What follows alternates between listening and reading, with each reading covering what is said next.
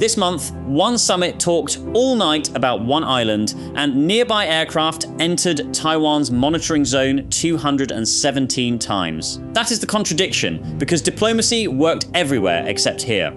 So watch the line, not the handshake, because on Taiwan, movement often happens without an agreement. The first US presidential state visit to China since 2017 began in Beijing, where Trump and Xi met across 2 days in mid-May.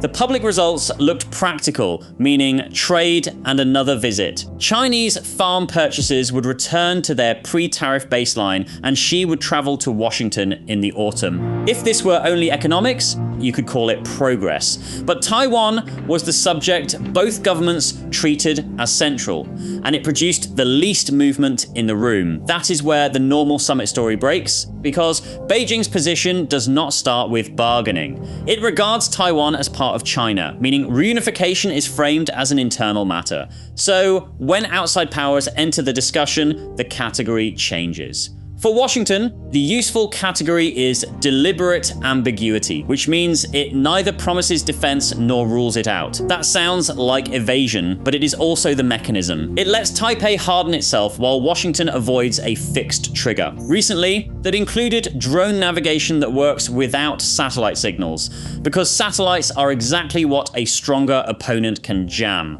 Now put those positions back into the summit room, and you can see why a deal becomes hard. Beijing wants the island formally on the table, while Washington needs the table to stay slightly unfinished.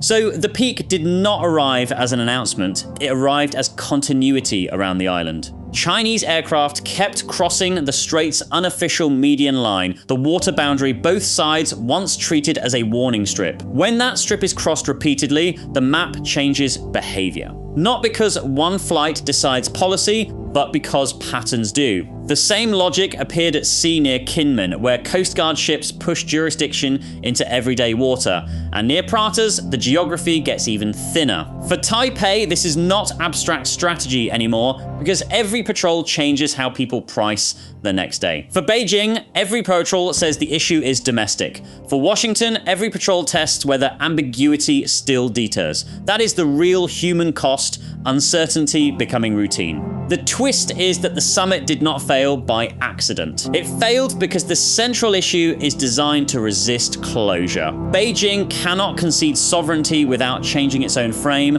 and Washington cannot erase ambiguity without changing its deterrent. Taipei, meanwhile, cannot pause its defenses while others define it, so each side protects the very thing the others need moved.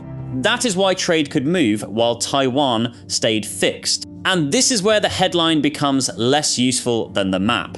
A handshake tells you the relationship wants stability, but the median line tells you what stability costs. It costs constant monitoring, because every crossing updates expectations. It costs diplomatic silence, because clarity can become a trigger, and it costs the island patience, because normal never feels settled.